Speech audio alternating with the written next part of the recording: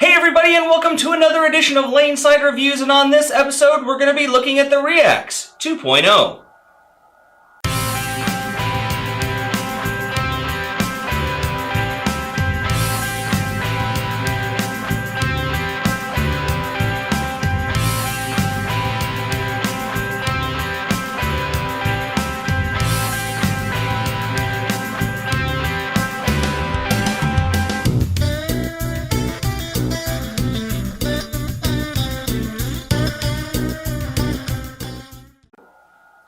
Alright guys, so welcome back. As always, I am Rob Johnson, joined once again by Scoops Porter. And as we said, we're going to be looking at the Radical Technologies Reax version 2.0.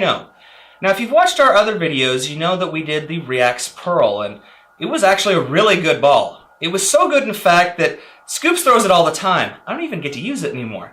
So, since you like these so much, Scoop, why don't you tell us about this spicy new addition to the Radical lineup? The 2.0 is a low RG asymmetric core with a high differential and a low intermediate differential, which means that it's core heavy, rolls early, has a high flare potential, and it's a slow medium friction. Now, normally we drill these up with our standard drilling, but we want to take advantage of the technology that was presented to us. I mean, let's be honest, Mo Pinnell is about as close to a rocket scientist in the bowling industry that we get. So we actually went with one of the video drillings, which was a low flare drilling. This meant that we could actually take advantage of this strong ball on a medium to dry lane condition without giving up a lot of the hitting power. Yeah, it means it revs up later down the lane, which keeps all the energy for the hook point and better carry.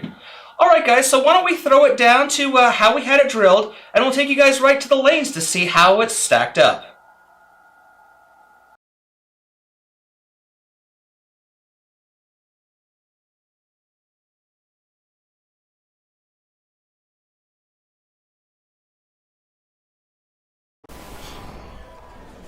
Right, so here we are with Wayne playing the Reax version 2.0.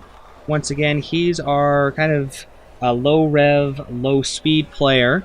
Yeah, he's playing on the USB-C open pattern again. Yeah, he's very smooth. He's letting the ball roll out, and like we talked about earlier, it's low flare, so you can see he's playing it nice and tight. And it's working well. Yeah, one of the nice things about this drilling that we went with is it's allowing us to use an incredibly strong ball on this lane condition without it overreacting. Yeah, see, it's got lots of energy in the back end, so it's you can play it nice and tight and firm. Here he is. I think he's playing about 15, looks like. 15, 10. A little high there, but still carries it out. It's got lots of pin action. Even for a low flare ball, it's really good. It really mixes the pins up. Well, it's a strong ball. It's just goes again.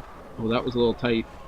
See, it held though. That was a nice thing. It kind of held for him. Yeah, it's not overreacting coming off of the oil.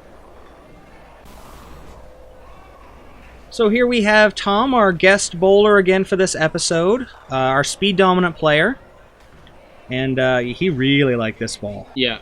He got to actually play a little bit of a swing with this ball. He's normally plays straight down 10, which you see in the other videos, but he's moved into like 13, and he was a little able to play around 10. So it was like more 13 to 13, 8. Yeah.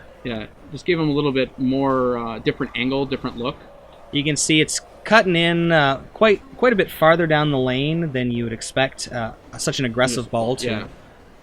But once again, it's not overhooking. It's hitting those pins and just blowing straight back and blowing the rack apart. Yeah, absolutely. Let's see here he comes. 13, a little bit inside. 8, boom. Ooh, chops it. Yeah. Scattered them up nice. Alright, so here's Scoops again. Scoops is definitely swinging this one a little bit. Looks like he's playing just about 4th arrow out to about 12. Yeah, it was very comfortable throwing there. It let me just kind of wheel it and come off nice. Now, you're not normally somebody who plays in that area. No, yeah. Most of the time, the deepest I'll play is 15. So this is nice. It was giving me an opportunity. And like we talked about, it's a flat pattern. So it was really nice to be able to play that tight and keep the angle down.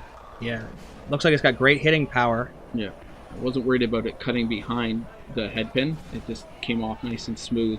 Yeah, for a long pattern. There, you got one a little wide there. Yeah, that was nice. For a long pattern, it definitely plays like it's a dryer pattern. Yeah, it came off. Yeah, it comes off the dry very strong, but it doesn't overreact when you're hitting the pins. Yeah, it's really good. Oh boy, here we are with me again. I was actually really impressed with this ball.